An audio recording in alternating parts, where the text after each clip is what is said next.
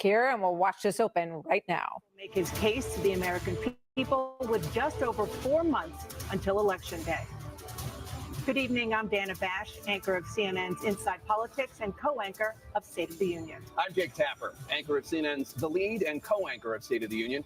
Dana and I will co-moderate this evening. Our job is to facilitate a debate between the two candidates tonight.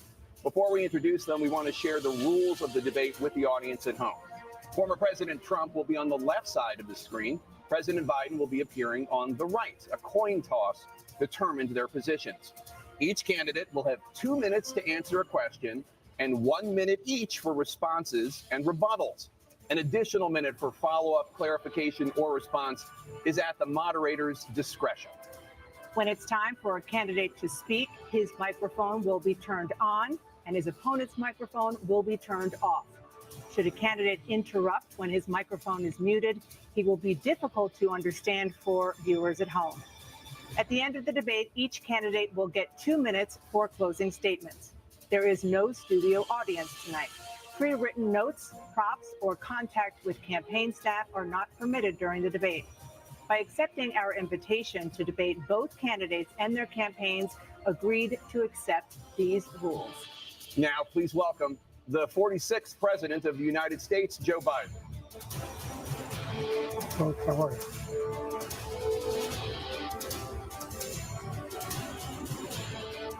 Great to be here. Thank you. And please welcome the 45th President of the United States, Donald Trump.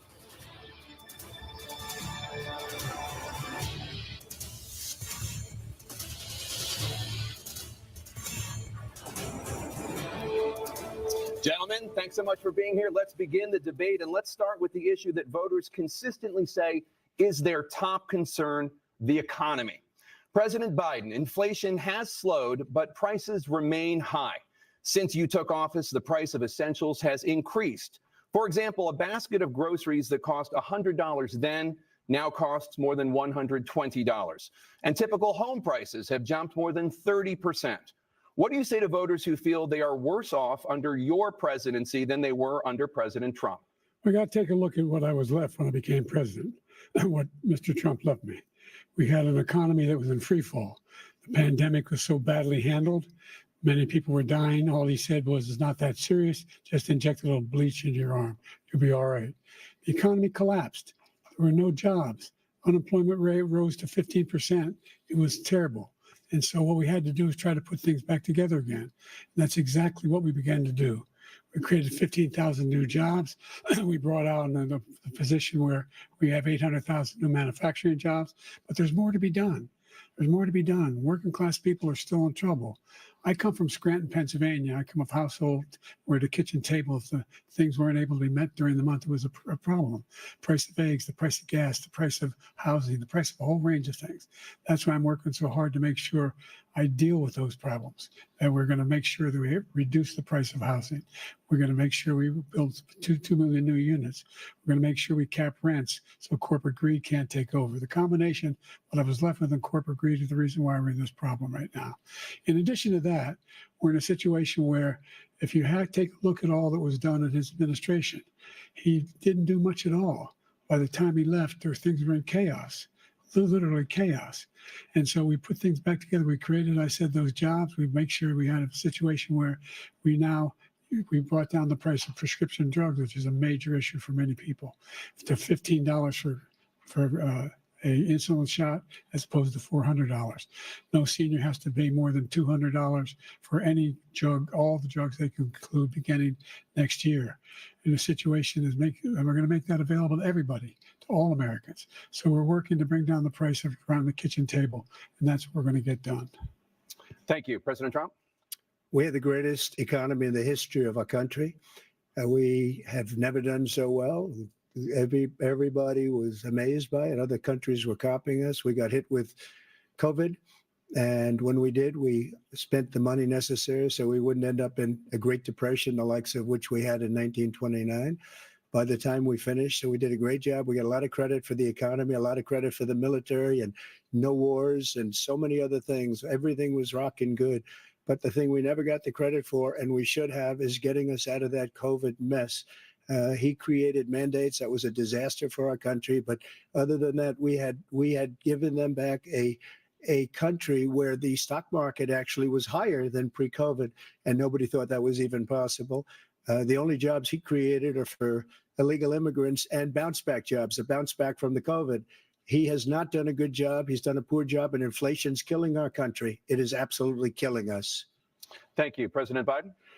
Well, look, the greatest economy in the world. He's the only one who thinks that, I think. I don't know anybody else who thinks he had the greatest economy in the world. And, the fact of the matter is that we found ourselves in a situation where his economy, he rewarded the wealthy. He had the largest tax cut in American history, $2 trillion. He raised a deficit larger than any president has in any one term. He's the only president other than Herbert Hoover who's lost more jobs than he had when he began, since Herbert Hoover. The idea that he did something that was significant, and the military, when he was president, they were still killing people in Afghanistan. He didn't do anything about that. When he was president, we were still finding ourselves in a position where you had a notion that we were this safe country. The truth is, I'm the only president this century that doesn't have this decade, that doesn't have any troops dying anywhere in the world like he did. President Trump, I want to follow up if I can. Am I allowed to respond to him? Well, I'm going to ask you a follow-up. You can do whatever you want with the minute that we give you. I want to follow up. You want to impose a 10% tariff on all goods coming into the U.S. How will you ensure that that doesn't drive prices even higher? It's not going to drive them higher. It's just going to cost countries that have been ripping us off for years, like China and many others, in all fairness to China. It's going to just force them to pay us a lot of money, reduce our deficit tremendously, and give us a lot of power for other things. But he made a statement. The only thing he was right about is I gave you the largest tax cut in history. I also gave you the largest regulation cut in history. That's why we had all the jobs. And the jobs went down, and then they bounced back, and he's taking credit for bounce back jobs. You can't do that. He also said he inherited 9% inflation. No, he inherited almost no inflation, and it stayed that way for 14 months. And then it blew up under his leadership because they spent money like a bunch of people that didn't know what they were doing. And they don't know what they were doing. It was probably the worst administration in history. There's never been. And as far as Afghanistan is concerned, I was getting out of Afghanistan, but we were getting out with dignity, with strength, with power. He got out. It was the most embarrassing day in the history of our country's life. President Trump, over the last 8 years, under both of your administrations, the national debt soared to record highs. And according to a new nonpartisan analysis, President Trump, your administration approved $8.4 trillion in new debt. Well, so far, President Biden, you've approved $4.3 trillion in new debt. So, former President Trump, many of the tax cuts that you signed into law are set to expire next year. You want to extend them and go even further, you say. With the U.S. facing trillion-dollar deficits and record debt, why should top earners and corporations pay even less in taxes than they do now? Because the tax cuts spurred the greatest economy that we've ever seen just prior to COVID. And even after COVID, it was so strong that we were able to get through COVID much better than just about any other country. But that tax spurred. Now, when we cut the taxes, as an example, the corporate tax was cut down to 21% from 39%, plus beyond that. We took in more revenue with much less tax, and companies were bringing back trillions of dollars back into our country. The country was going like never before, and we were ready to start paying down debt. We were ready to start using the liquid gold right under our feet, the oil and gas right under our feet. We were going to have something that nobody else has had. We got hit with COVID. We did a lot to fix it. I gave him an unbelievable situation with all of the therapeutics and all of the things that we came up with. We gave him something great. Remember, more people died under his administration, even though we had largely fixed it. More people died under his administration than our administration, and we were right in the middle of it, something which a lot of people don't like to talk about. But he had far more people dying in his administration. He did the mandate, which is a disaster, mandating it. The vaccine went out. He did a mandate on the vaccine, which is the thing that people most objected to about the vaccine. And he did a very poor job, just a very poor job. And I will tell you, not only poor there, but throughout the entire world, we're no longer respected as a country. They don't respect our leadership. They don't respect the United States anymore. We're like a third world nation between weaponization of his election, trying to go after his political opponent. All of the things he's done, we've become like a third world nation. And it's a shame. the damage he's done to our country. And I'd love to ask him, and will, why he allowed millions of people to come in here from prisons, jails, and mental institutions to come into our country and destroy our country. President Trump, we will get to immigration later in this block. President Biden, I want to give you an opportunity to respond to this question about the national debt. He had the largest national debt of any president in a 4-year period, number one. Number two, that $2 trillion tax cut benefited the very wealthy. What I'm going to do is fix the tax system. For example, we have 1,000 trillionaires in America. I mean, billionaires in America. And what's happening? They're in a situation where they, in fact, pay 8.2% in taxes. If they just paid 24%, 25%, either one of those numbers, they'd raise $500 billion, I should say, in a 10-year period. We'd be able to wipe out his debt. We'd be able to help make sure that all those things we need to do, child care, elder care, making sure that we continue to strengthen our healthcare system, making sure that we're able to make every single solitary person eligible for what I've been able to do with the COVID, with dealing with everything we have to do with, look, if we finally beat Medicare. Thank you, President Biden. President Trump? Well, he's right. He did beat Medicare. He beat it to death, and he's destroying Medicare because all of these people are coming in. They're putting them on Medicare. They're putting them on Social Security. They're going to destroy Social Security. This man is going to single-handedly destroy Social Security. These millions and millions of people coming in, they're trying to put them on Social Security. He will wipe out Social Security. He will wipe out Medicare. So he was right in the way he finished that sentence. And it's a shame. What's happened to our country in the last 4 years is not to be believed. Foreign countries, I'm friends with a lot of people, they cannot believe what happened to the United States of America. We're no longer respected. They don't like us. We give them everything they want, and they think we're stupid. They think we're very stupid people. What we're doing for other countries, and they do nothing for us. What this man has done is absolutely criminal. Thank you, President Trump. Dana? This is the first presidential election since the Supreme Court overturned Roe v. Wade. This morning, the court ruled on yet another abortion case, temporarily allowing emergency abortions to continue in Idaho, despite that state's restrictive ban. Former President Trump, you take credit for the decision to overturn Roe v. Wade, which returned the issue of abortion to the states. Correct. However, the federal government still plays a role in whether or not women have access to abortion pills. They're used in about 2/3 of all abortions. As president, would you block abortion medication? First of all, the Supreme Court just approved the abortion pill, and I agree with their decision to have done that, and I will not block it. And if you look at this whole question that you're asking, complex, but not really complex. 51 years ago, you had Roe v. Wade, and everybody wanted to get it back to the states. Everybody, without exception. Democrats, Republicans, liberals, conservatives, everybody wanted it back. Religious leaders. And what I did is I put 3 great Supreme Court justices on the court, and they happened to vote in favor of killing Roe v. Wade and moving it back to the states. This is something that everybody wanted. Now, 10 years ago or so, they started talking about how many weeks and how many this, and getting into other things. But every legal scholar throughout the world, the most respected, wanted it brought back to the states. I did that. Now the states are working it out. If you look at Ohio, it was a decision that was, an end result that was a little bit more liberal than you would have thought. Kansas, I would say the same thing. Texas is different. Florida is different. But they're all making their own decisions right now. And right now, the states control it. That's the vote of the people. Like Ronald Reagan, I believe in the exceptions. I am a person that believes. And frankly, I think it's important to believe in the exceptions. Some people, you have to follow your heart. Some people don't believe in that.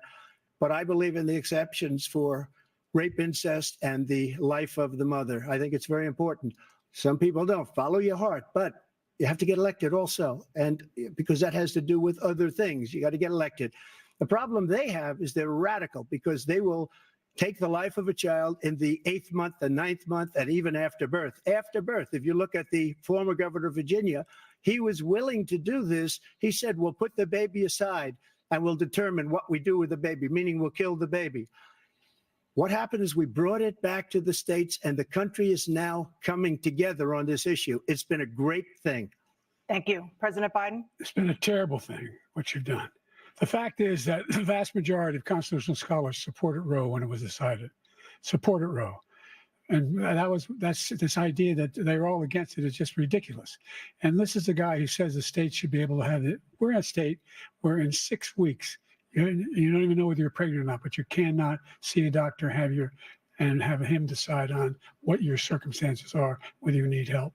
The idea that states are able to do this is a little like saying we're going to turn civil rights back to the states, let each state have a different rule. Look, there's so many young women who have been, including a young woman who just was murdered, and he went to the funeral.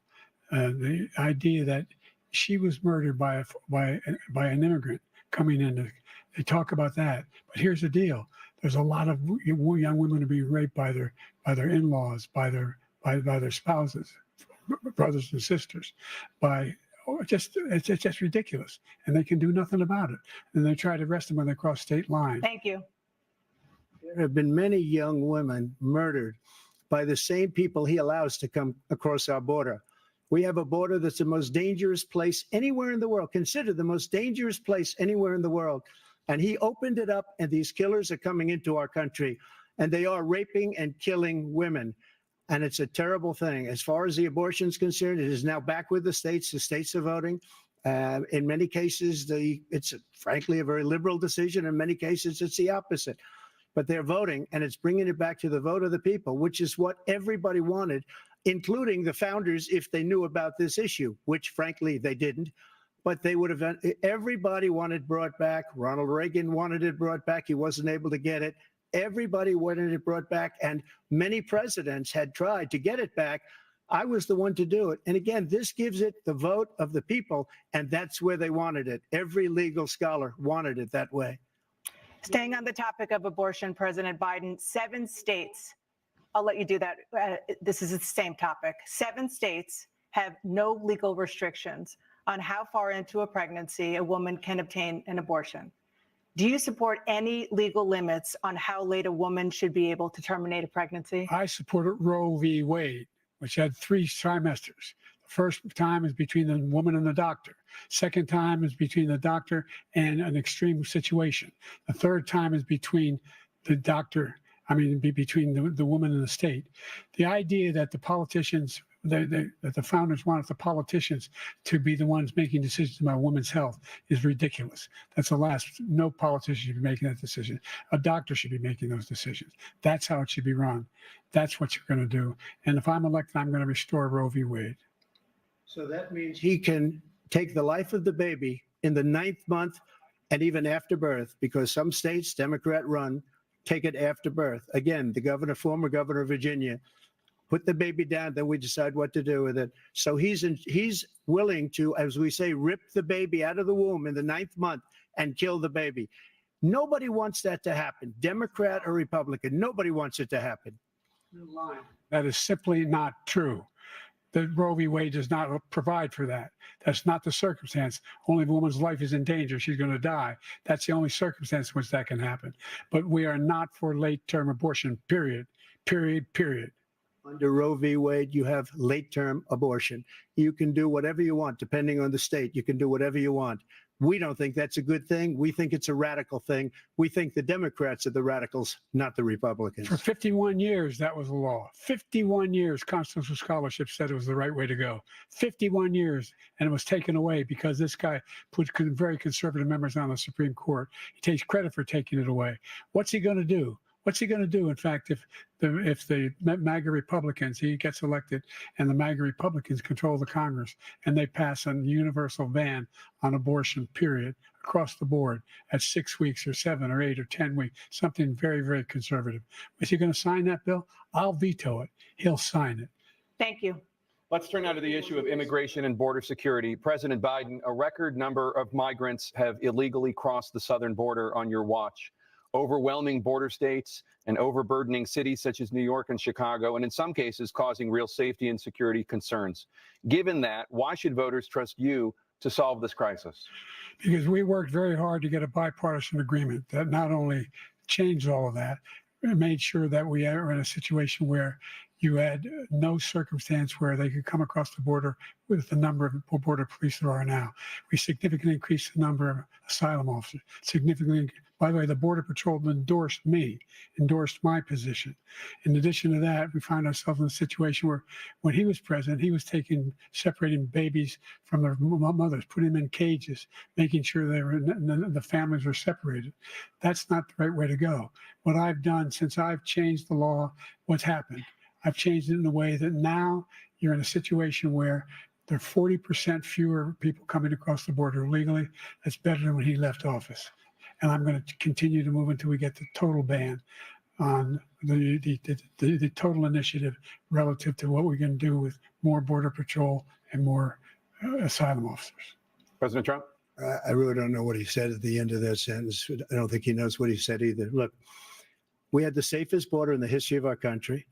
The border, all he had to do was leave it. All he had to do was leave it. He decided to open up our border, open up our country to people that are from prisons, people that are from mental institutions, insane asylum, terrorists. We have the largest number of terrorists coming into our country right now, all terrorists all over the world, not just in South America, all over the world. They come from the Middle East, everywhere, all over the world, they're pouring in. And this guy just left it open. And he didn't need legislation because I didn't have legislation. I said, close the border. We had the safest border in history. In that final couple of months of my presidency, we had, according to Border Patrol, who is great, and by the way, who endorsed me for president, but I won't say that, but they endorsed me for president. Brandon, just speak to him. But look, we had the safest border in history. Now we have the worst border in history. There's never been anything like it. And people are dying all over the place, including the people that are coming up in Thank you, caravans. President Trump. President Biden? The only terrorist who's done anything crossing the border is one who came along and killed three, under his administration, killed an Al-Qaeda person come in his administration, killed three American soldiers. That's the only terrorist that's there. I'm not saying that no terrorist ever got through, but the idea they're emptying their prisons, we're welcoming these people, that's simply not true. There's no data to support what he said. Once again, he's exaggerating, he's lying. President Trump, staying on the topic of immigration, you've said that you're going to carry out, quote, the largest domestic deportation operation in American history, unquote. Does that mean that you will deport every undocumented immigrant in America, including those who have jobs, including those whose spouses are citizens, and including those who have lived here for decades? And if so, how will you do it? Just 1 second. He said we killed three people. The people we killed are al-Baghdadi and Soleimani, the two greatest terrorists, biggest terrorists anywhere in the world. And it had a huge impact on everything, not just border, on everything. He's the one that killed people with the bad water, including hundreds of thousands of people dying and also killing our citizens when they come in. We are living right now in a rat's nest. They're killing our people in New York, in California, in every state in the union, because we don't have borders anymore. Every state is now a border. And because of his ridiculous, insane, and very stupid policies, people are coming in and they're killing our citizens at a level that we've never seen. We call it migrant crime. I call it Biden migrant crime. They're killing our citizens at a level that we've never seen before. And you're reading it like these three incredible young girls over the last few days. One of them, I just spoke to the mother, and they just had the funeral for this girl, 12 years old. This is horrible what's taken place. What's taken place in our country, we're literally an uncivilized country now. He doesn't want it to be. He just doesn't know. He opened the borders. Nobody's ever seen anything like. And we have to get a lot of these people out, and we have to get them out fast because they're going to destroy our country. Just take a look at where they're living. They're living in luxury hotels in New York City and other places. Our veterans are on the street. They're dying because he doesn't care about our veterans. He doesn't care. He doesn't like the military at all. And he doesn't care about our veterans. Nobody been worse. I had the highest approval rating for veterans taking care of the VA. He has the worst. He's gotten rid of all the things that I approved. Choice that I got through Congress, all of the different things I approved, they abandoned. We had by far the highest, and now it's down in less than half because he's done all these great things that we did. And I think he did it just because I approved it, which is crazy. But he has killed so many people at our border by allowing all of these people to come in. And it's a very sad day in America. President Biden, you have the mic. Every single thing he said is a lie. every single one. For example, veterans are a hell of a lot better off since I passed the PACT Act. 1 million of them now have insurance, and their families have it. Their families have it because what happened, whether it was Agent Orange or burn pits, they're all being covered now. And his group opposed that. We're also in a situation where we have great respect for veterans. My son spent a year in Iraq, living next to one of those burn pits, came back with stage 4 glioblastoma. I was recently in France for D-Day, and I spoke all about those heroes that died. I went to the World War I cemetery he refused to go to. He was standing with his 4-star general, and he told me, he said, I don't want to go in there because they're a bunch of losers and suckers. My son was not a loser, was not a sucker. You're the sucker. You're the loser. President Trump? First of all, that was a made-up quote, suckers and losers. They made it up. It was in a third-rate magazine that's failing, like many of these magazines. He made that up. He put it in commercials. We've notified him. We had 19 people that said I didn't say it. And think of this. Who would say I'm at a cemetery or I'm talking about our veterans? Because nobody's taken better care. I'm so glad this came up and he brought it up. There's nobody that's taken better care of our soldiers than I have. To think that I would, in front of generals and others, say suckers and losers. We have 19 people that said it was never said by me. It was made up by him, just like Russia was made up, just like the 51 intelligence agents are made up. Just like the new thing with the 16 economists are talking, it's the same thing. 51 intelligence agents said that the laptop was Russia disinformation. It wasn't. That came from his son, Hunter. It wasn't Russia disinformation. He made up the suckers and losers, so he should apologize to me right now. 4-star general standing to your side who was on your staff who said you said it, period. That's number one. And number two, the idea that I have to apologize to you for anything along the line. We've done more for veterans than any president has in American history. And they now are their family. The only sacred obligation we have as a country is to care for our veterans when they come home and their families and equip them when they go to war. That's what we're doing. That's what the VA is doing now. They're doing more for veterans than ever before in our history. All right. Thank you so much. Let's move to the topic of foreign policy. I want to begin with Russia's war against Ukraine, which is now in its 3rd year. Former President Trump, Russian President Vladimir Putin says he'll only end this war if Russia keeps the Ukrainian territory it has already claimed and Ukraine abandons its bid to join NATO. Are Putin's terms acceptable to you? First of all, our veterans and our soldiers can't stand this guy. They can't stand him. They think he's the worst commander-in-chief, if that's what you call him, that we've ever had. They can't stand him. So let's get that straight. And they like me more than just about any of them. And that's based on every single bit of information. As far as Russia and Ukraine, if we had a real president, the president that knew, that was respected by Putin, he would have never invaded Ukraine. A lot of people are dead right now, much more than people know. You know, they talk about numbers. You can double those numbers, maybe triple those numbers.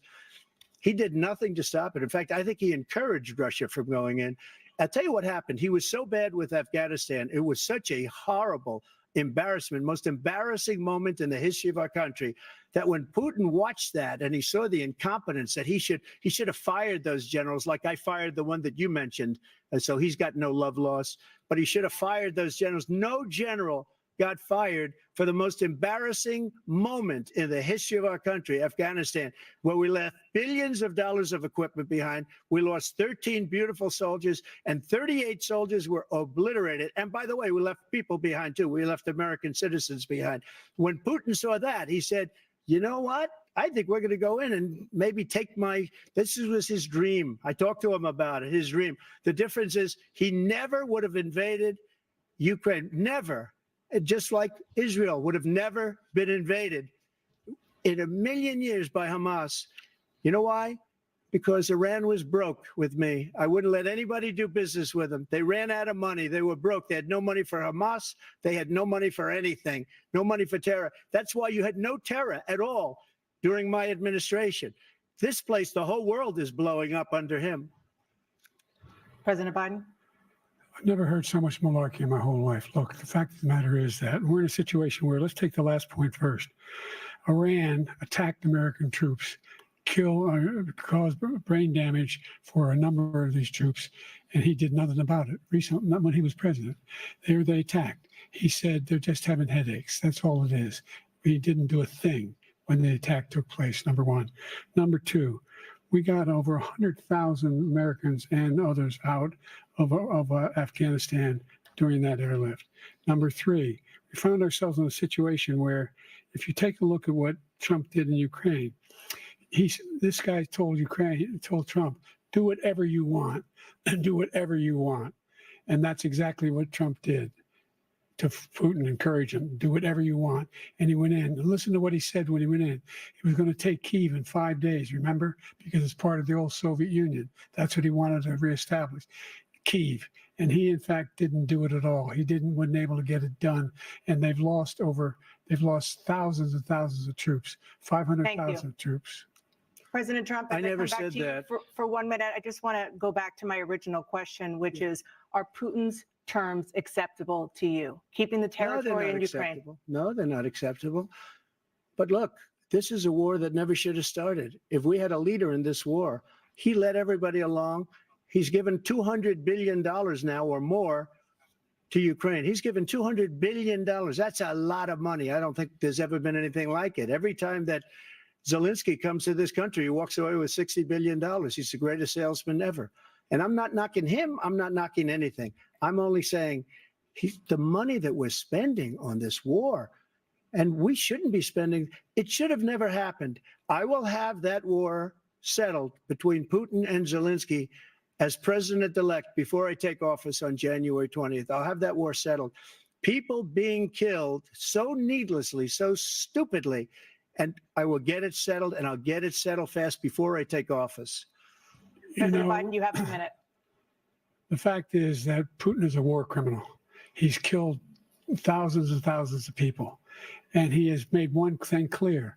He wants to reestablish what was part of the Soviet Empire, not just a piece. He wants all of Ukraine.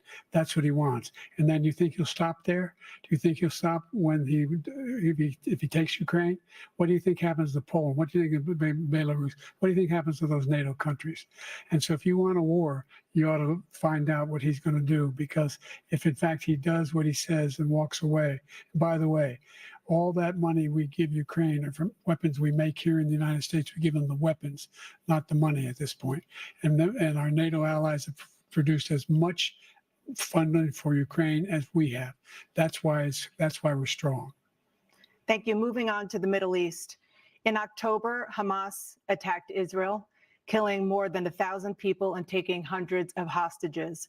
Among those held and thought to still be alive are 5 Americans. Israel's response has killed thousands of Palestinians and created a humanitarian crisis in Gaza. President Biden, you've put forward a proposal to resolve this conflict, but so far Hamas has not released the remaining hostages, and Israel is continuing its military offensive in Gaza. So what additional leverage will you use to get Hamas and Israel to end the war? You have 2 minutes. Number one, everyone from the United Nations Security Council straight through to the G7 to the Israelis and Netanyahu himself have endorsed the plan I put forward, which has 3 stages to it. The first stage is trade the hostages for a ceasefire. Second phase is a ceasefire with additional conditions. The third phase is the end of the war. The only one who wants the war to continue is Hamas. Number one, they're the only ones standing out. We're still pushing hard to get them to accept. In the meantime, what's happened in Israel? We're finding that the only thing I've denied Israel was 2,000-pound bombs. They don't work very well in populated areas. They kill a lot of innocent people. We're providing Israel with all the weapons they need and when they need them. And by the way, I'm the guy that organized the world against Iran when they had a full-blown intercontinental ballistic missile attack on Israel. No one was hurt.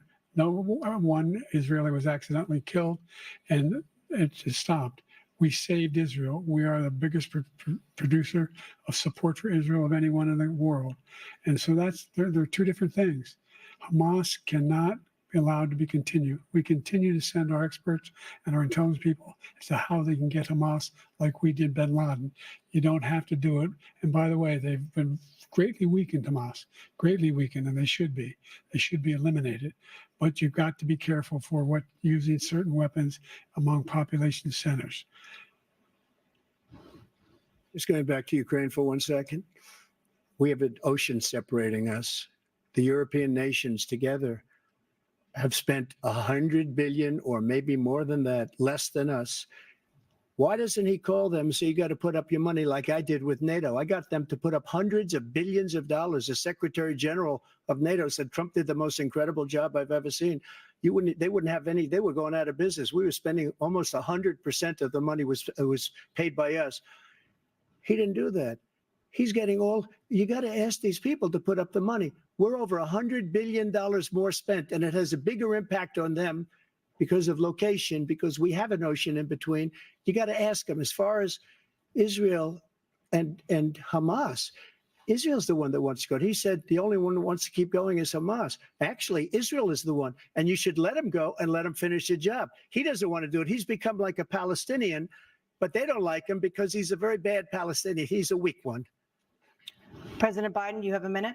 I've never heard so much foolishness. This is a guy who wants to get out of NATO. Are you going to stay in NATO?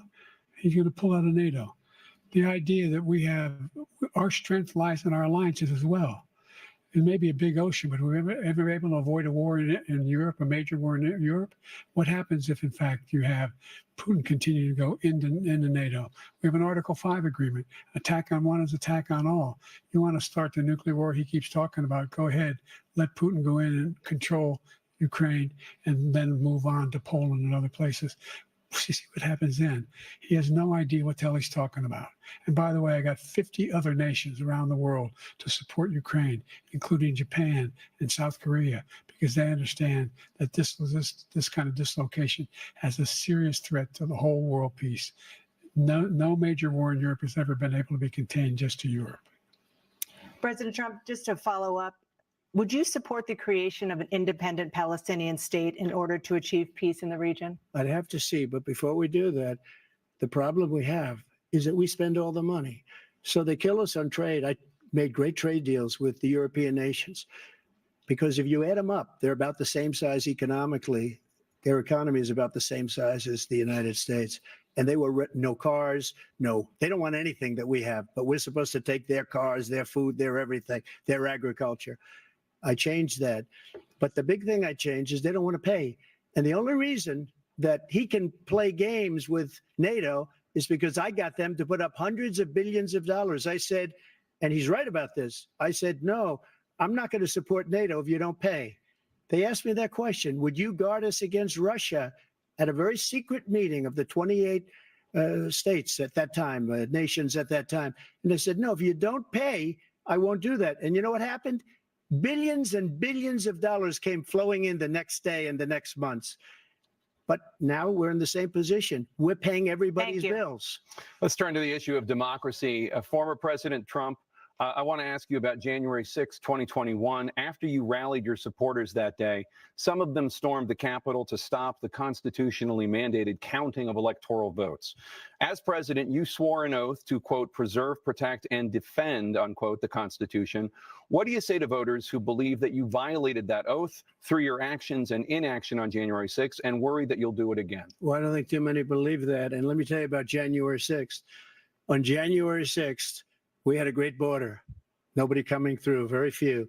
On January 6th, we were energy independent. On January 6th, we had the lowest taxes ever. We had the lowest regulations ever. On January 6th, we were respected all over the world.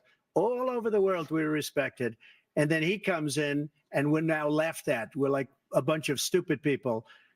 What happened to the United States' reputation under this man's leadership is horrible, including weaponization, which I'm sure at some point you'll be talking about, where he goes after his political opponent because he can't beat him fair and square. You have 80 seconds left. My question was, what do you say to those voters who believe that you violated your constitutional oath through your actions and inaction on January 6, 2021, and worry that you'll do it again? Well, I didn't say that to anybody. I said peacefully and patriotically. And Nancy Pelosi, if you just watched the news from 2 days ago, on tape to her daughter, who's a documentary filmmaker, they say, but she's saying, oh, no, it's my responsibility. I was responsible for this because I offered her 10,000 soldiers or National Guard, and she turned them down. And the mayor of, in writing, by the way, the mayor in writing turned it down, the mayor of D.C. They turned it down. I offered 10,000 because I could see I had virtually nothing to do. They asked me to go make a speech. I could see what was happening. Everybody was saying they're going to be there on January 6th. They're going to be there. And I said, you know what? There's a lot of people coming. You could feel it. You could feel it too, and you could feel it. And I said, they ought to have some National Guard or whatever. And I offered it to her. And she now admits that she turned it down. And it was the same day she was, I don't know, she can't be very happy with her daughter because it made her into a liar. She said, I take full responsibility for January 6th. President Biden? Look, he encouraged those folks to go up on Capitol Hill, number one. I sat in the dining room off the Oval Office. He sat there for 3 hours watching, begging, being begged by his vice president and a number of his colleagues on the Republican side as well to do something, to call for a stop, to end it. Instead, they talked about these people being patriots and great patrons of America. In fact, he says he'll now forgive them for what they've done. They've been convicted. He says he wants to commute their sentences and say that no. But he went to every single court in the nation.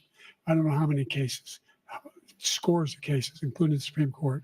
And they said, no, this guy is responsible for doing what was done. He did do a damn thing. And these people should be in jail. And they should be the ones who are being held accountable. And he wants to let them all out. And now he says if he loses again, such a whiner that he is, that it could be a bloodbath. Thank you, President Biden. President Trump? What they've done to some people that are so innocent, you ought to be ashamed of yourself. What you have done, how you've destroyed the lives of so many people. When they ripped down Portland, when they ripped down many other cities, you go to Minnesota, Minneapolis, what they've done there with the fires all over the city. If I didn't bring in the National Guard, that city would have been destroyed. When you look at all of they took over big chunks of Seattle. I was all set to bring in the National Guard. They heard that, they saw them coming, and they left immediately. What he said about this whole subject is so off.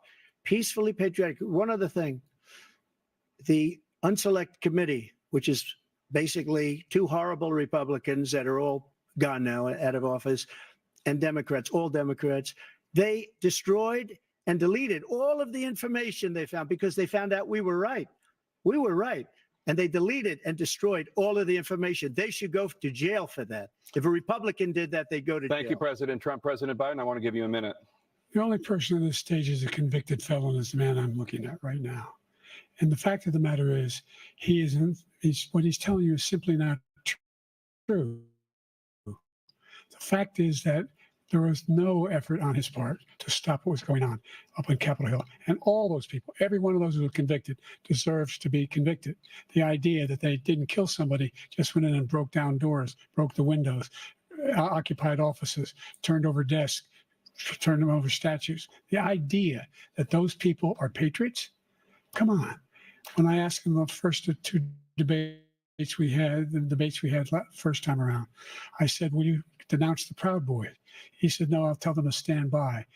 The idea he's refusing, will you denounce these guys? We denounce the people we're talking about now? We denounce the people who attacked that Capitol? What are you going to do? I'm going to give you a minute, President Trump, for a follow-up question I have. After a jury convicted you of 34 felonies last month, you said if reelected, you would, quote, go after, unquote, your political opponents. You just talked about members of the Select Committee on January 6th going to jail. Your main political opponent is standing on stage with you tonight. Can you clarify exactly what it means about you feeling you have every right to go after your political opponents? Well, I said my retribution is going to be success. We're going to make this country successful again, because right now it's a failing nation. My retribution is going to be success. But when he talks about a convicted felon, his son is a convicted felon. at a very high level. His son is convicted, going to be convicted probably numerous other times. Should have been convicted before, but his Justice Department let the statute of limitations lapse on the most important things. But he could be a convicted felon as soon as he gets out of office. Joe could be a convicted felon with all of the things that he's done. He's done horrible things. All of the death caused at the border, telling the Ukrainian people that we're going to want $1 billion or you change the prosecutor. Otherwise, you're not getting $1 billion. If I ever said that, that's quid pro quo. That we're not going to do anything. We're not going to give you $1 billion unless you change your prosecutor, having to do with the son. This man is a criminal. This man, you're lucky. You're lucky. I did nothing wrong. We'd have a system that was rigged and disgusting. I did nothing wrong. Thank you, President Trump. President Biden, you have said, I'm coming right to you, sir. You want to respond? Go ahead. I'll give you a minute to respond. The idea that I did anything wrong relative to what you're talking about is outrageous. It's simply a lie, number one. Number two, the idea that you have a right to seek retribution against any American just because you're president is wrong. It's simply wrong. No president's ever spoken like that before. No president in our history has spoken like that before. Number three, the crimes that you are still charged with, and think of all the civil penalties you have. How many billions of dollars do you owe in civil penalties for molesting a woman in public, for doing a whole range of things, of having sex with a porn star on the night while your wife was pregnant? I mean, what are you talking about? You have the morals of an alley cat. Give you a minute, sir. I didn't have sex with a porn star, number one. Number two, that was a case that was started and moved. They moved a high-ranking official, a DOJ, into the Manhattan DA's office to start that case. That case is going to be appealed and won. We had a very terrible judge, a horrible judge, Democrat. The prosecutor were all high-ranking Democrats, appointed people, and both the civil and the criminal. He basically went after his political opponent because he thought it was going to damage me. But when the public found out about these cases, because they understand it better than he does, he has no idea what these cases are. But when they found out about these cases, you know what they did? My poll numbers went up, way up. You know that because you're reporting it. And we took in more money in the last 2 weeks than we've ever taken in the history of any campaign. I don't think any campaign has ever taken. Hundreds of millions of dollars came pouring in because the public knows it's a scam and it's a guy that's after his political opponent because he can't win fair and square. Thank you, President Trump. President Biden, you have said, quote, Donald Trump and his MAGA Republicans are determined to destroy American democracy.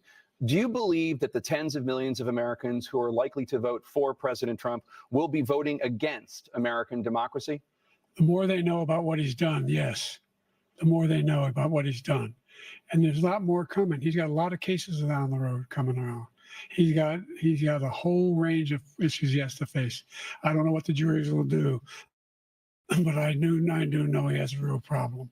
And so the fact that, could you ever think you heard president say that I thought Hitler had some good ideas? What got me involved to run in the first place after my son had died, I decided in Iraq, because of Iraq, I said I wasn't going to run again until I saw what happened in Charlottesville, Virginia. People coming out of the woods carrying swastikas on torches, and singing the same anti-Semitic bile they sang when back in Germany. And the young woman got killed. I spoke to the mother, and they asked him. They said, "What do you think of those people? The ones who got killed, the one who tried to stop it, and the ones he said, I think they're fine people on both sides." What American president would ever say Nazis coming out of fields carrying torches, singing the same anti-Semitic bile, carrying swastikas were fine people? And this is a guy who says Hitler's done some good things. I'd like to know what they are. The good things Hitler's done, that's what he said. This guy has no sense of American democracy. President Trump. Jake, both of you know that story has been totally wiped out because when you see the sentence, it said 100% exoneration on that. So he just keeps it going. He says he ran because of Charlottesville. He didn't run because of Charlottesville. He ran because it was his last chance. He's not trying to justify his presidency. His presidency, he's without question the worst president, the worst presidency in the history of our country. We shouldn't be. You'll see it It's debunked all over the place. Every anchor has, every reasonable anchor has debunked it. And just the other day, it came out where it was fully debunked. It's a nonsense story. He knows that. And he didn't run because of Charlottesville. He used that as an excuse to run. President Biden. And debunked. It happened. All you have to do is listen to what was said at the time. And the idea that somehow that's the only reason I ran because I was worried a guy like this guy could get elected. If he thought they were good people coming out of that forest, carrying those woods, carrying those torches, then he didn't deserve to be president. Didn't deserve to be president at all. And the idea that he's talking about all this being fabricated, we saw with our own eyes. We saw what happened on January 6th. We saw the people breaking through the windows. We saw people occupying his own vice president. Look, there's a reason why 40 of his 44 top cabinet officers refused to endorse him this time. His vice president hasn't endorsed him this time. So why? Why? They know him well. They serve with him. Why are they not endorsing him? Thank you, President Biden. We're going to be right back with more from the CNN presidential debate.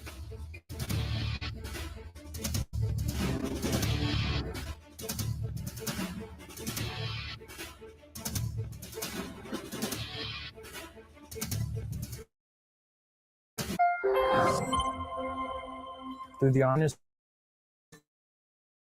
program at the Salus Academy, I was able to graduate and get accepted into better graduate programs in the country. And at the Salus Academy, I found more challenging courses that propelled me towards excellence and secure $140,000 in college scholarships. The Salus Academy accelerated my learning experience because I was able to go at my own pace. The courses are professionally filmed and really bring the content to life. And Science Live with Roger Billings, which really inspired me to apply myself to my studies. As a father, I highly recommend the Salus Academy to any parent who wants to see the look of success in their child's eyes. We asked two of our best teachers to film an online course titled Traditional American Values. It teaches patriotism and acknowledges a divine creator. This course is only available through Acellus Academy. If you'd like to enroll your student in this special course or as a full-time student, please visit acellusacademy.com. I teach honors economics at Bethel Park High School. I was the chief nurse of a field hospital in Desert Storm. One thing I learned being a firefighter is plan ahead.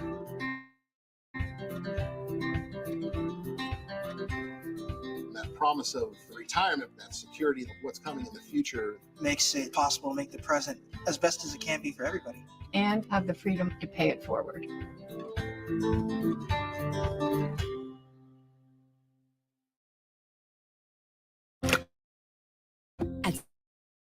SimpliSafe, your safety is the only thing that matters. Technology allows SimpliSafe agents to help stop crime in real time by speaking through the Smart Alarm indoor camera. Stop. This is SimpliSafe. Police are on their way. For instant intruder deterrence and faster police response. Police have arrived. Your home is safe. Now install our advanced system your way. Have a pro set it up or easily do it yourself. There's no safe like SimpliSafe. Good. When you've got type 2 diabetes like me, you have up to 4 times greater risk of stroke, heart attack, or worse, death, even when meeting your A1C goal. Discomfort can help you act. I'm not trying to scare you. I'm empowering you to get real with your healthcare provider. Talk to them about lowering your risk of stroke, heart attack, or death. Here's to the courageous Americans.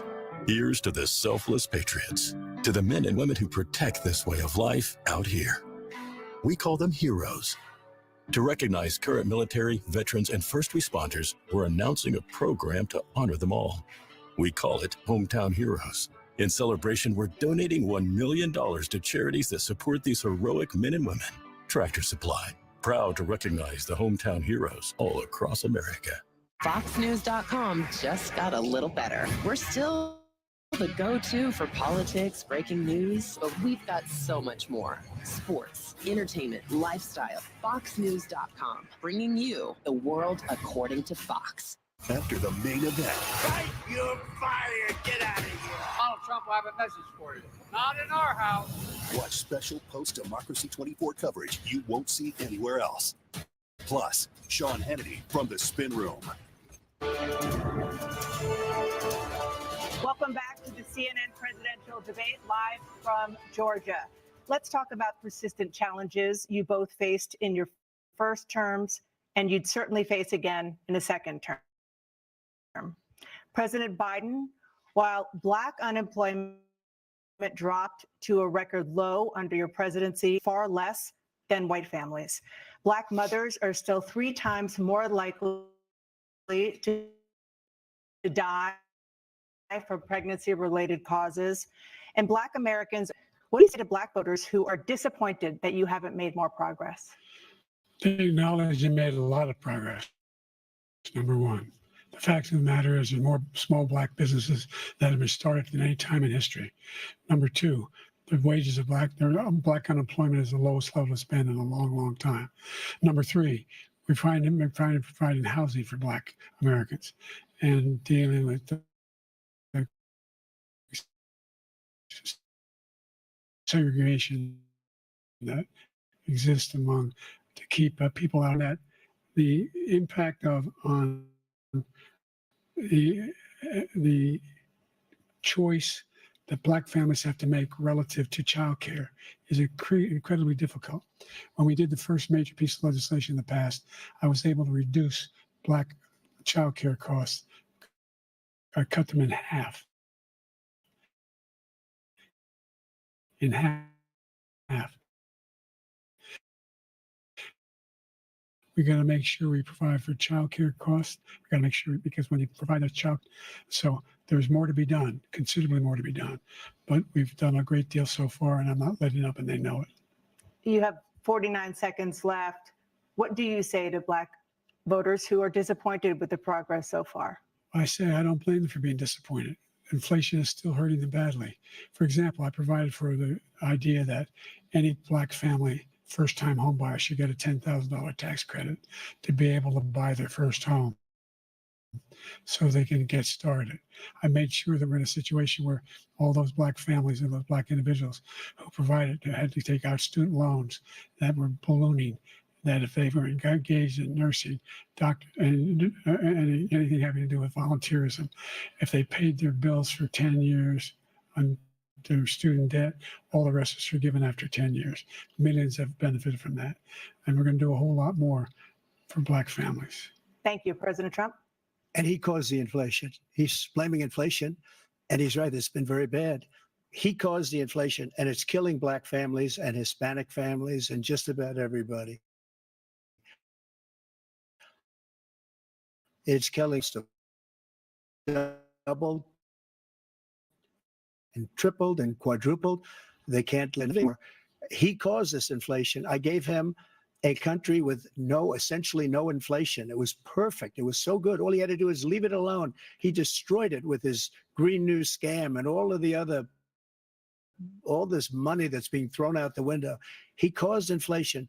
As sure as you're sitting there, the fact is that his big kill on the Black people is the millions of people that he's allowed to come in through the border. They're taking Black jobs now, and it could be 18, it could be 19, and even 20 million people. They're taking Black jobs, and they're taking Hispanic jobs, and you haven't seen it yet, but you're going to see something that's going to be the worst in our history. Thank you. President Biden? There was no inflation when I became president. You know why? The economy was flat on its back. 50% unemployment. He decimated the economy, absolutely decimated the economy. That's why there was no inflation at the time. There were no jobs. We provided thousands of millions of jobs for individuals who are in all communities, including minority communities. We made sure that they have health insurance. We have covered, with the ACA has the increase. I made sure that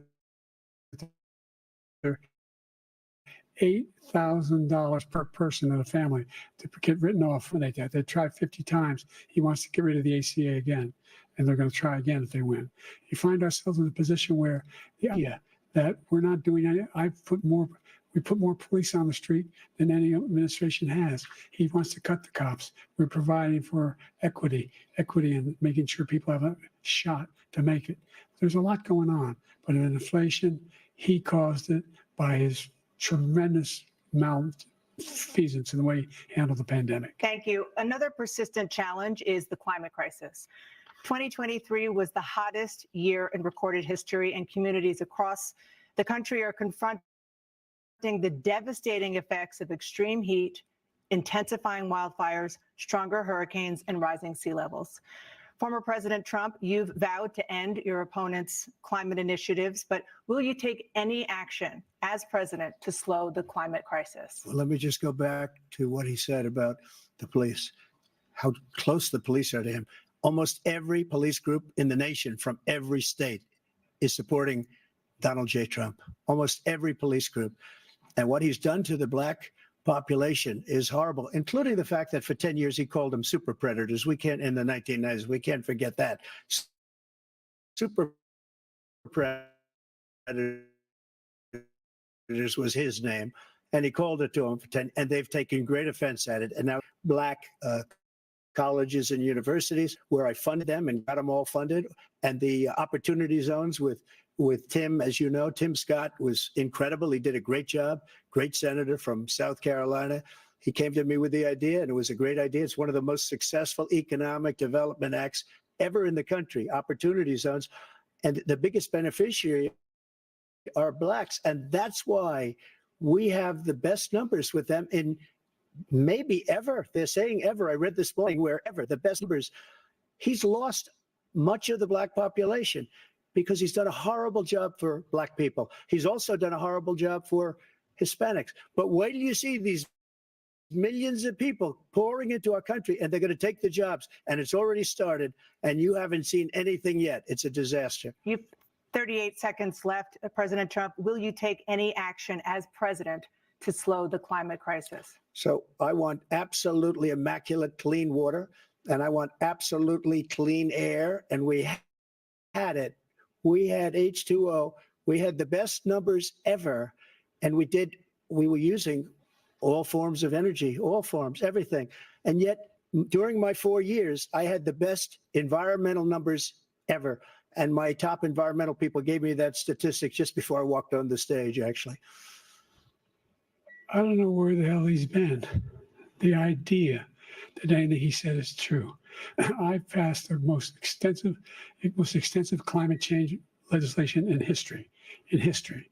We find ourselves, and by the way, black colleges, I came up with $15 billion for HBCUs, historic black universities and colleges, because they don't have the kind of contributors that they have to build these laboratories and the like.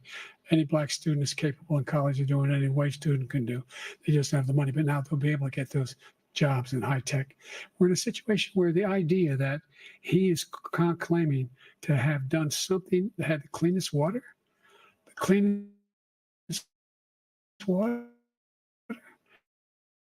he hadn't done a damn thing for the environment.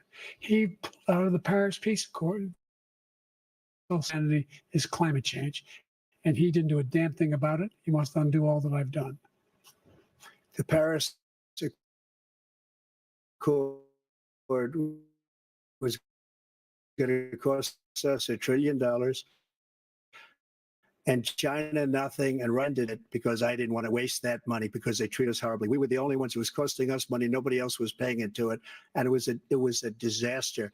But everything that he said just now, I'll give you an example. I heard him say before insulin.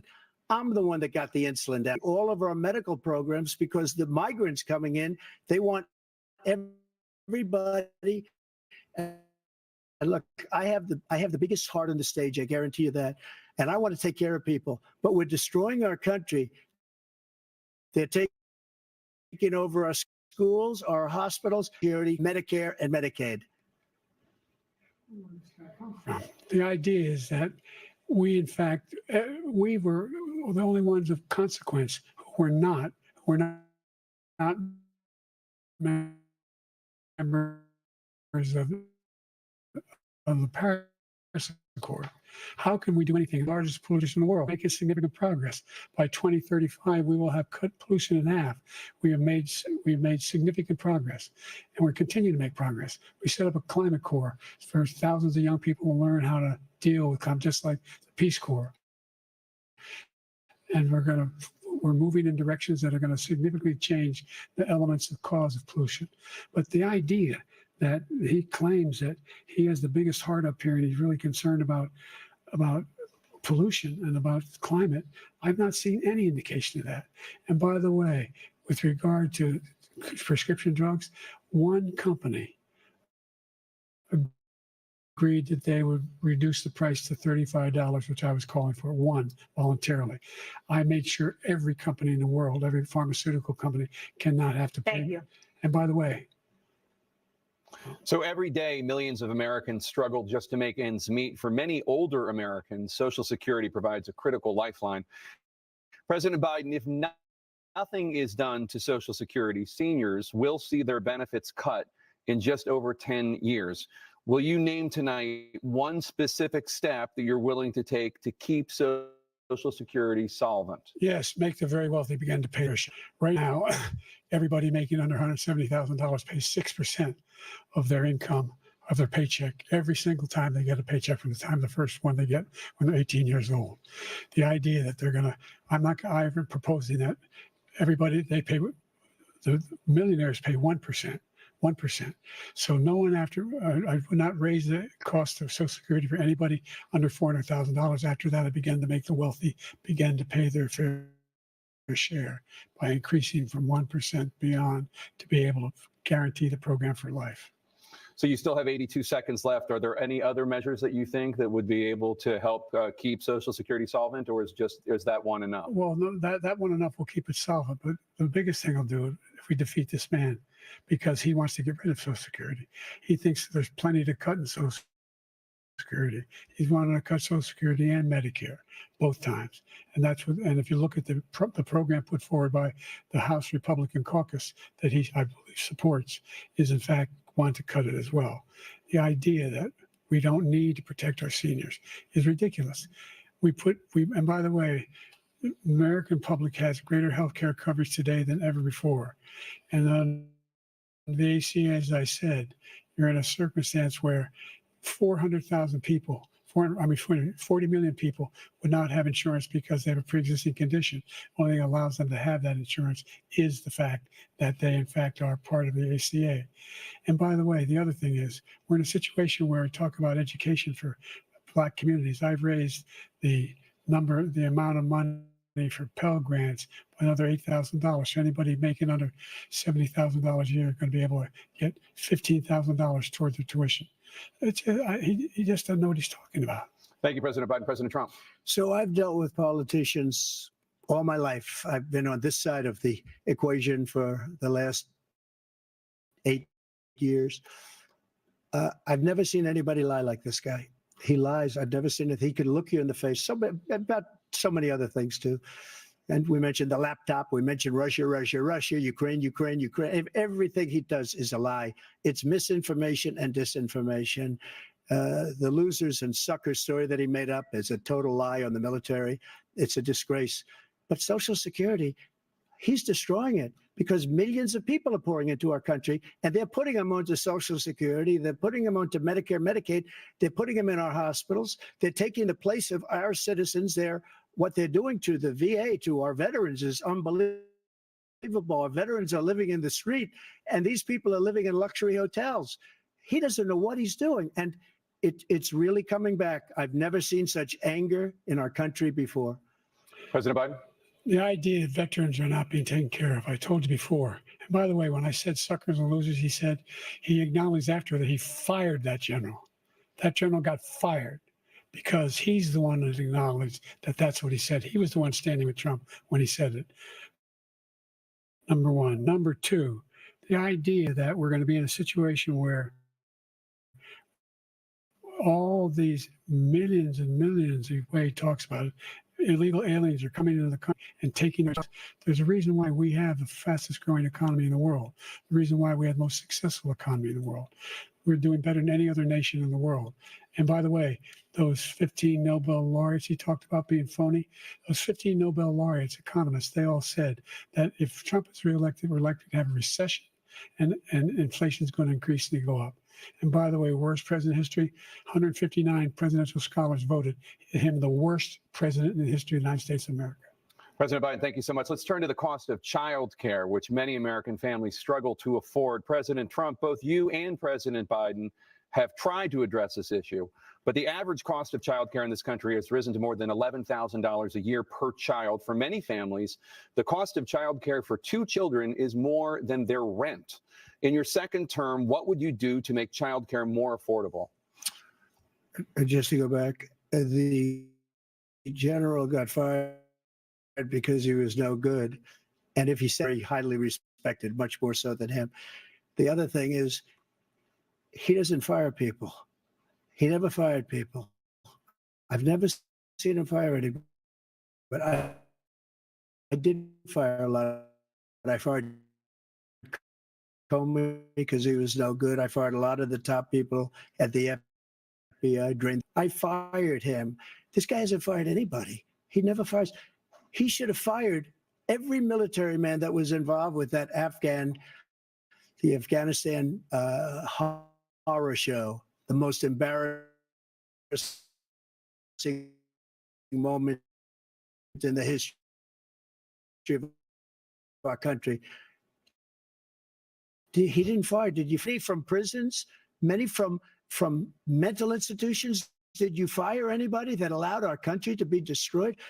Joe, our country is being destroyed as you and I sit up here and waste a lot of time on this debate. This shouldn't be a debate. He is the worst president. He just said it about me because I said it. But look, he's the worst president in the history of our country. From the border, he come out with a nothing, reduced it a little bit, like this much. It's insignificant. He wants open borders. He wants our country to either be destroyed or he wants to pick up those people as voters.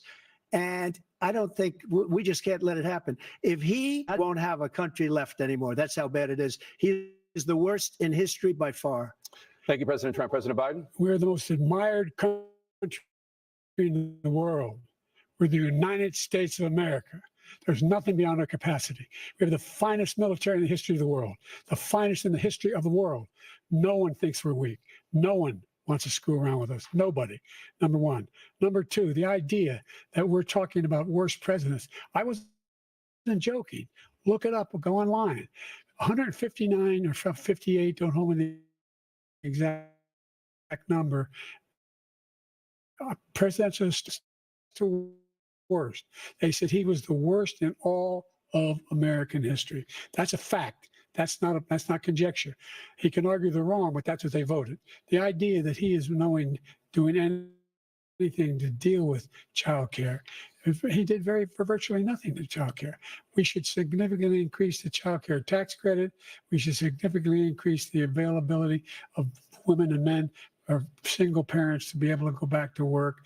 And we should encourage businesses to have. Thank you, President Biden. Facilities. President Trump, the question was about what would you do to make child care more affordable, if you want to take your minute. Just so you understand, we have polling, we have other things that they rate him the worst because what he's done is so bad. Sure. And they rate me, I'll show you, I will show you. And they rate me one of the best, okay? And if I'm given another 4 years, I will be the best. I think I'll be the best. Nobody's ever created an economy like us. Nobody ever cut taxes like us.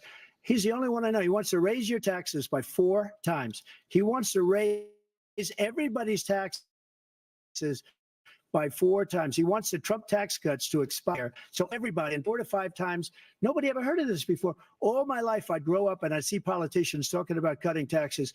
When we cut taxes, as I said, we did more business. Apple and all these companies, they were bringing money back. He's increased the tariff. He will increase the taxes on middle class people. I said I'd never raise a tax on anybody making less than $400,000. I didn't. But this tariff is 10% tariffs. Everything coming into the country, you know what the economists say? That's going to cost $1,500 a year more because they're going to have to pay the difference in food and all the things that are imported. Number two, he's in a situation which is going to fundamentally bankrupt the country. You had the largest deficit of any president in American history, number one. Number two, you have not, in fact,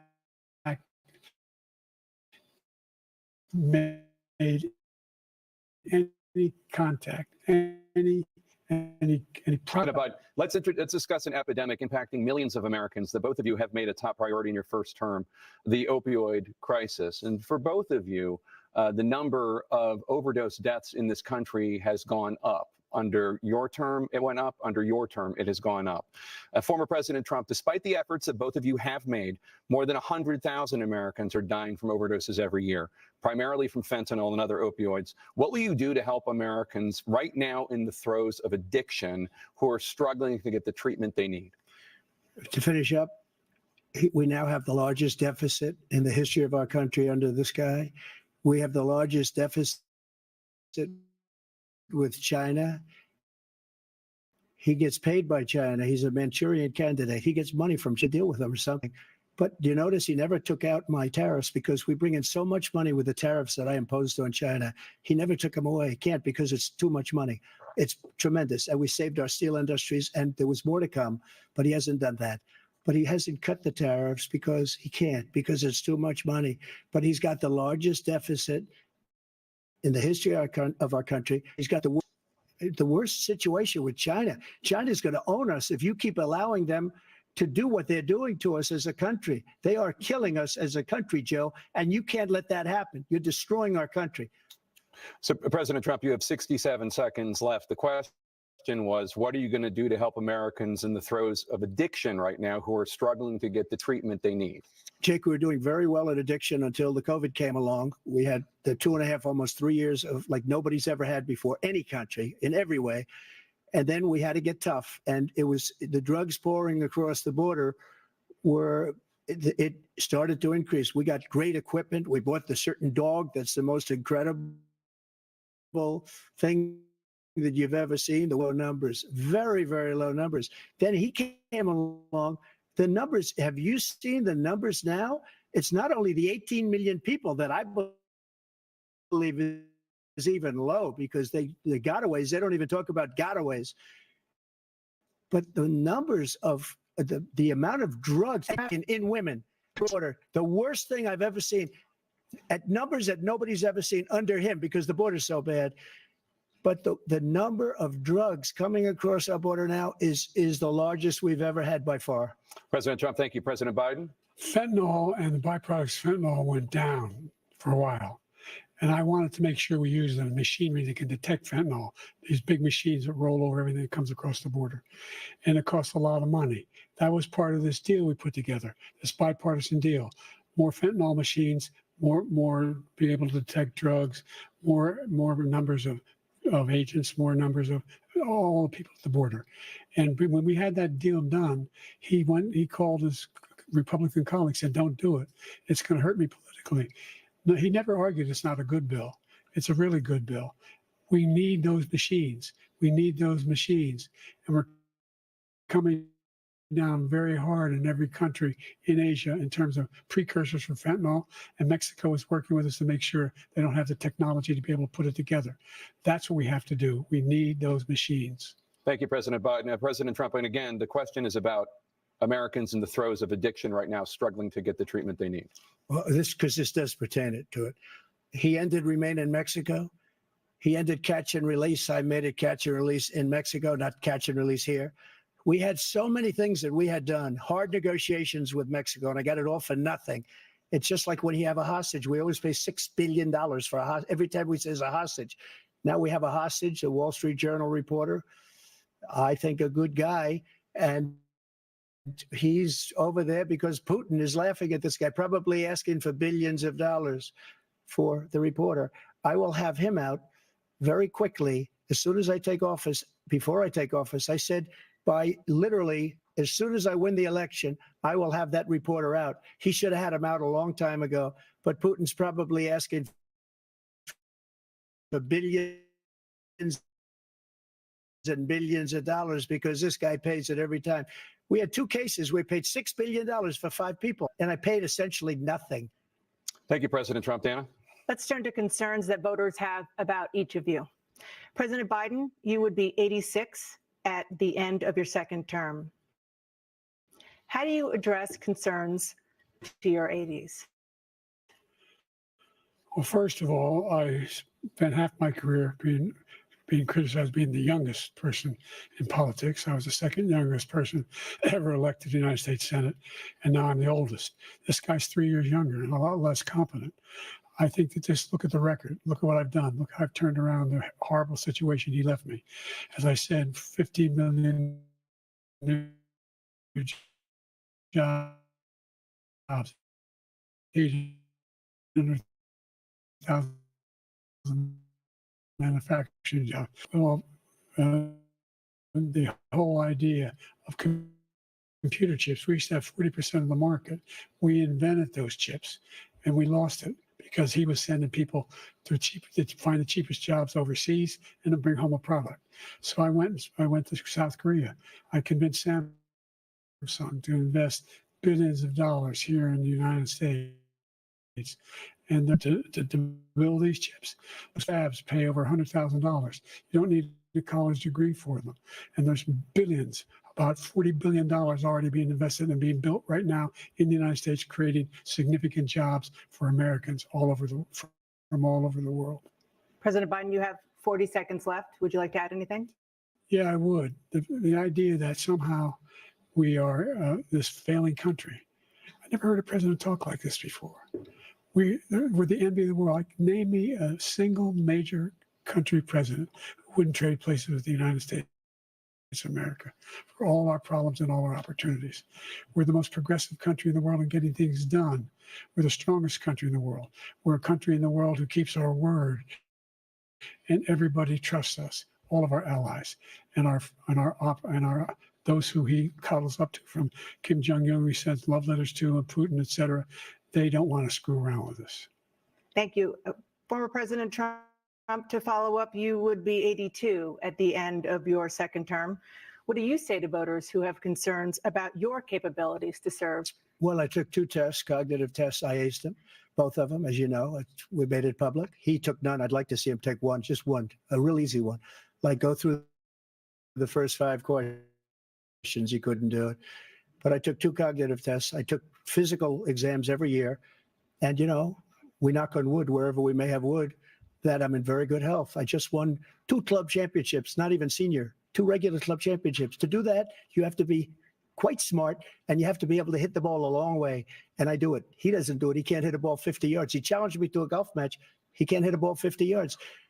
I think I'm in very good shape. I feel that I'm as in good a shape as I was 25, 30 years ago. Actually, I'm probably a little bit lighter, but I'm in as good a shape as I was years ago. I feel very good. I feel the same. But I was willing to take a cognitive test. And you know what? If I didn't do well, I aced him. Dr. Ronnie Jackson, who's a great guy when he was White House doctor. And then I took another one, a similar one. And one of them said they'd never seen anybody ace him. Thank you. President Biden? You gained 65 pounds. Well, you said 6'4", 200. Well, anyway, that's it. Anyway, just take a look at what he says he is, and take a look at what he is. Look, I'd be happy to have a driving contest with him. The reason I got my handicap, which when I was vice president, down to a 6. But by the way, I told you before, I'm happy to play golf with you if you carry your own bag. Think you can do it? That's the biggest lie, that he's a 6 handicap of all. I was an 8 handicap. Yeah. 8. Never. But I had, you know, I've seen you swing. I know you swing. Okay, let's not act like children. President Trump, we're going to turn Let's not act like children. to a specific concern that voters have about you. Will you pledge tonight that once all legal challenges have been exhausted, that you will accept the results of this election, regardless of who wins, and you will say right now that political violence in any form is unacceptable? Well, I shouldn't have to say that, but of course I believe that. It's totally unacceptable. And if you would see my statements that I made on Twitter at the time, And also my statement that I made in the Rose Garden, you would say is one of the strongest statements you've ever seen. In addition to the speech I made in front of, I believe, the largest crowd I've ever spoken to. And I will tell you, nobody ever talks about that. They talk about a relatively small number of people that went to the Capitol and in many cases were ushered in by the police. And as Nancy Pelosi said, it was her responsibility, not mine. She said that loud and clear. But the answer is, if the election is fair, free, and I want that more than anybody. And I'll tell you something. I wish you would, like many places, enjoying myself.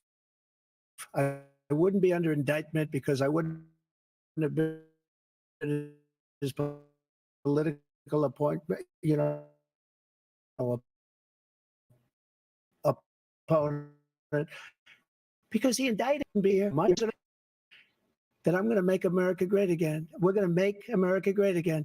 We're a failing nation right now. We're a seriously failing nation. And we're a failing nation because of him. His policies are so bad. His military policies are insane. They're insane. These are wars that will never end with him. He will drive us into world. Imagine, we are very, very close to World War III, and he's driving us there. And Kim Jong-un and President Xi of China, Kim Jong-un of North Korea, all of these, Putin, they don't respect him. They don't fear him. They have nothing going with this gentleman, and he's going to drive us into World War III. You want a World War III, let him follow and win, and let Putin say, do what you want, and they do. Just do what you want. There's a thing called Article 5. An attack on one is attack on all, and required response.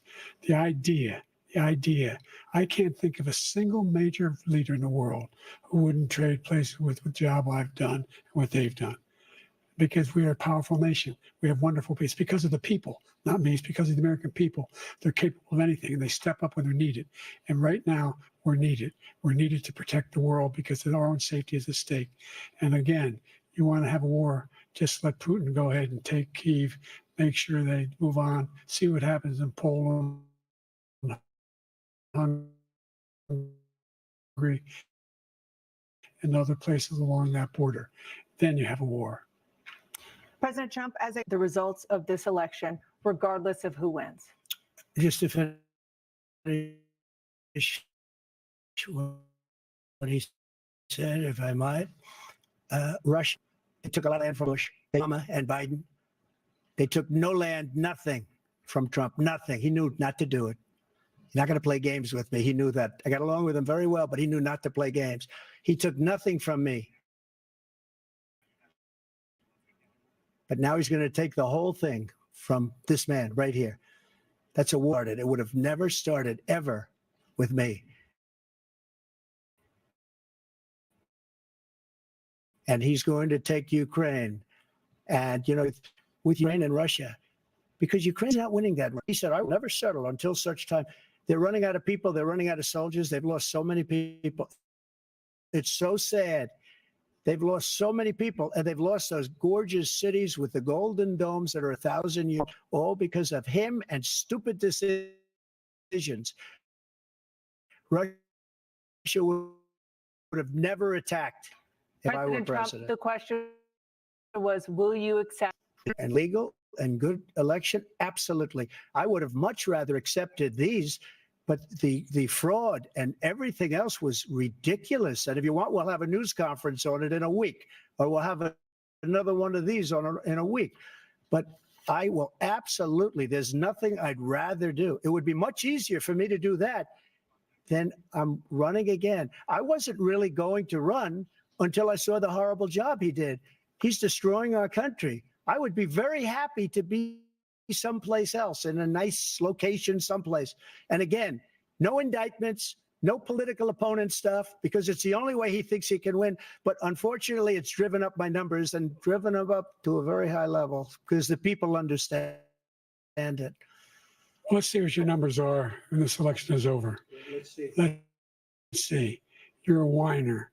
When you lost the first time, you continued, you appealed and appealed to courts all across the country. Not one single court in America said any of your claims had any merit, state or local, none. But you continue to provoke this lie about somehow there's all this misrepresentation, all this stealing. There is no evidence of that at all. And I tell you what, I doubt whether you'll accept it because you're such a whiner. The idea, if you lose again, you accepting anything, you can't stand the loss. Something snapped in you when you lost the last time. We'll be right back with more from the CNN presidential debate, live from Georgia.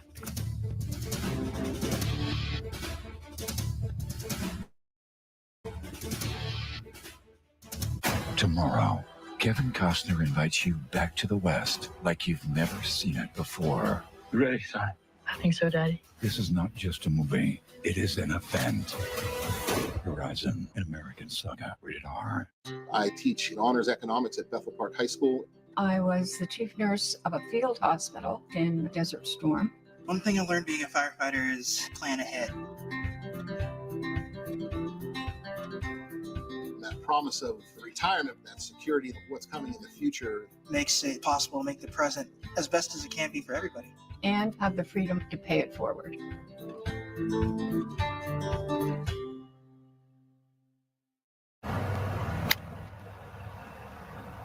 "20 seconds a week to lose 20% of your weight in a year with diet and exercise. That's the power of GLP-1s through Ro. Connect with a provider today at ro.co/20. We always thought we would see him until the day when he said goodbye, gave a kiss, and we never got to see him again. Frank from Tunnel to Towers came over presenting me with a notice that my mortgage was being paid off. Should give to Tunnel to Towers so that families like mine can continue to be helped. Go to T2T.org. Before destiny came calling, he was George. You have ambitions. I have pride, sir. George, Rise of a Revolutionary, coming soon to Fox Nation. After the main event, Fight your fire! Get out of here! Donald Trump, I have a message for you. Not in our house. watch special post-Democracy 24 coverage you won't see anywhere else. Plus, Sean Hannity from the Spin Room. People count on Spectrum to keep them connected to what matters most. Our commitment runs deep with a fully U.S.-based workforce and a network over 800,000 miles long. Our commitment, it's local too. We work in communities we serve. Cheer for the same team, shop the same stores, and work hard to deliver the best internet, TV, and mobile services. Because, well, we count on them too. We're Spectrum, connecting the places we all call home. Pride means as much to us today as it did when we first opened our doors. This is Britt Rayburn from Lyndhurst Lumber, committed to making your home beautiful since 1921. Our complete design center offers everything from windows, kitchens, and doors to lumber, decks, and so much more. Plus, our experience makes us a resource for homeowners and contractors alike. Come see us today or find us at lyndhurstlumber.net. Lyndhurst Lumber, hometown pride working for you. Spectrum Internet offers the fastest speeds in more neighborhoods than any other provider. Now upgrade to Spectrum Internet Gig for just $10 more a month and get one line of Spectrum Mobile Unlimited free for 12 months. Connect faster, safer, and more reliably with Spectrum. Get Spectrum Internet Gig with our fastest speeds available for just $10 more a month. Plus, a Spectrum Mobile Unlimited line free. Call or visit spectrum.net/upgrade today.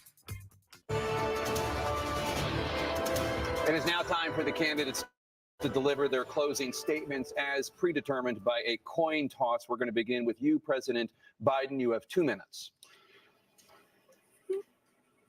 We've made significant progress from the debacle that was left by President Trump in his last term. We find ourselves in a situation where, number one, we have to make sure that we have a fairer tax system. I ask anyone out there in the audience, or anyone out watching this debate, do you think the tax system is fair? The fact is that I said nobody even making under $400,000 had a single penny increase in their taxes and will not. And if I'm reelected, that'll be the case again. But this guy has increased your taxes because of the deficit. Number one, He's increased inflation because of the debacle he left after the way he handled the pandemic. And he finds himself in a position where he now wants to tax you more by putting a 10% tariff on everything that comes into the United States of America. What I did, for example, he wants to get rid of the ability of Medicare for us to be able to negotiate drug prices with the big pharma companies. Well, guess what? We got it down to $35 for insulin instead of $400. No more than $2,000 for every senior, no matter how much prescription they need. You know what that did? That reduced the federal debt by $160 billion over 10 years because the government doesn't have to pay the exorbitant prices. I'm going to make that available to every senior all along. It's happening now, and everybody in America. He wants to get rid of that. I'm going to make sure that we have child care. We're going to significantly increase the credit people have for child care. I'm going to make sure we do something about what we're doing on lead pipes and all the things that are causing health problems for people across the country. We're going to continue to fight to bring down inflation and give people statement. He said he doesn't do, all he does is make our country unsafe by allowing millions and millions of people to pour in. Our military doesn't respect him. We look like fools in Afghanistan. We didn't stop Israel. It was such a horrible thing that would have never happened. It should have never happened. Iran was broke. Anybody that did business with Iran and putting peace with the United States, they all passed. Iran was broke. They had no money for Hamas or Hezbollah, for terror, no money whatsoever. Again, Ukraine should have never happened. He talks about all the stuff, but he didn't do it. For 3.5 years, we're living in hell. We have Palestinians, we have everybody else. Rise 100 times Charlottesville, 1,000 times. The whole country is exploding because of you, because they don't respect you, and they have to respect their president, and they don't respect you throughout the world. What we did was incredible. We rebuilt the military. We got the largest tax cut in history, the largest regulation cut in history. The reason he's got jobs is because I cut the regulations that gave jobs, but he's putting a lot of those regulations back on. All of the things that we've done, nobody's never seen anything like, even from a medical standpoint, right to try, where we can try space-age materials instead of going to Asia or going to Europe and trying to get, when you're terminally ill, now you can go and you can get something. You sign a document. They've been trying to get it for 42 years. But you know what we did for the military was incredible. Choice for our soldiers, where our soldiers, instead of waiting for 3 months to see a doctor, can go out and get themselves fixed up and readied up and take care of themselves, and they're living. And that's why I had the highest approval rating in the history of the VA. So all of these things, we're in a failing nation, but it's not going to be failing anymore. We're going to make it great again. Thank you, former President Trump, President Biden. Stay with us because we have full analysis of this debate. Anderson Cooper and Aaron Burnett starts now on CNN.